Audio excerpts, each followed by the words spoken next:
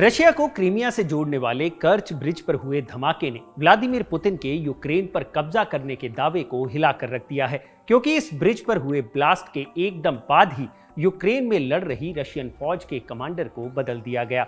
Vladimir Putin ने general Sergei Surovikin को Ukraine के मिलिट्री ऑपरेशंस का ओवरऑल कमांडर बना दिया है। जनरल सर्गेई सुरोविकिन, ये नाम इससे पहले शायद ही आपने सुना होगा, लेकिन रशिया की मिलिट्री और उसके मिलिट्री ऑपरेशंस पर नजर रखने वाले जानकारों के मुताबिक सुरोविकिन रशियन मिलिट्री को पहले भी कई ऑपरेशंस में कमांड कर चुके हैं और ये रशियन मिलिट्री मैन इतना खतरनाक है कि युद्ध को जीतने के लिए किसी भी हद तक जा सकता है और खुद को मिले ऑर्डर्स को पूरा करने के लिए ये आम जनता को भी निशाना बनाने से नहीं चूकता।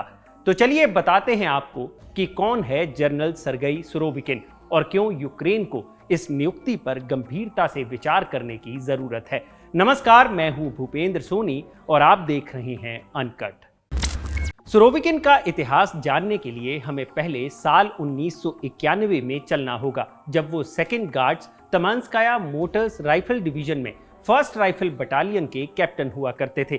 उस वक्त रशिया में मिखाइल गोर्बाचेव की सरकार को गिराने का एक षड्यंत्र रचा गया था, जिसे अगस्त कूप के नाम से जाना जाता है। इसी षड्यंत्र का हिस्सा सुरोविकिन भी बने, जिसने अपनी टुकड़ी को प्रो डेमोक्रेसी समर्थकों पर गोलियां चलाने का आदेश दिया था, जिसमें 3 लोग मारे गए थे, जिसके लिए सुरोविकिन को जेल भी जाना पड़ा था। हालांकि रशिया के प्रेसिडेंट बोरिस येल्त्सिन ने उन्हें दिसंबर महीने में ये कहते हुए रिहा कर दिया था कि उन्होंने निर्देशों का पालन किया था। यही नहीं, बोरिस येल्त्सिन की सिफारिश पर उन्हें मेजर के पद पर प्रमोट भी कर दिया गया।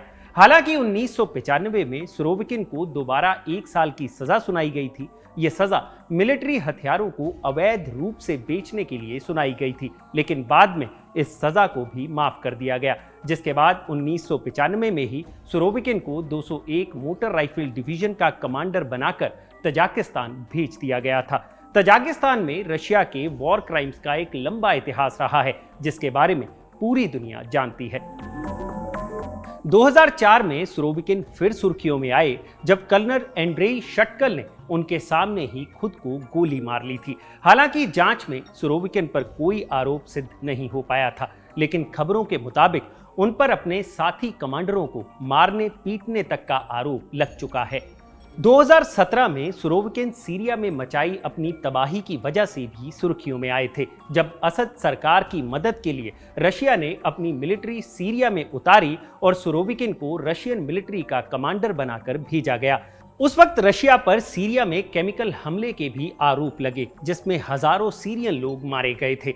इन हमलों के पीछे भी सुरोविकिन का ही हाथ बताया जाता है, क्योंकि वो असद सरकार के खिलाफ चल रहे विद्रोह को दबाने के लिए किसी भी हद तक जाने के लिए तैयार थे। अब यूक्रेन में भी सुरोविकिन को ओवरऑल मिलिट्री का कमांडर बनाने के पीछे की सबसे अहम वजह यूक्रेन में बिखरती रशियन फौज को दोबारा इकट्ठा करना बताया जा रहा है। इससे पहले रशिया यूक्रेन वॉर में सुरोविकिन को सदर्न मिलिट्री ग्रुपिंग का हेड बनाकर भेजा गया था, जहां ईस्ट यूक्रेन में फिलहाल सुरोविकिन ने स्थितियों में सुधार किया है।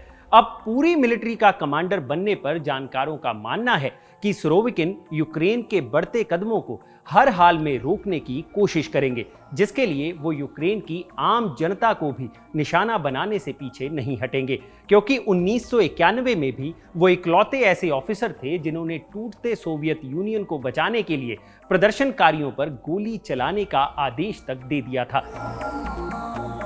तो ये है रशियन फौज के नए कमांडर सुरोविकिन का पूरा इतिहास।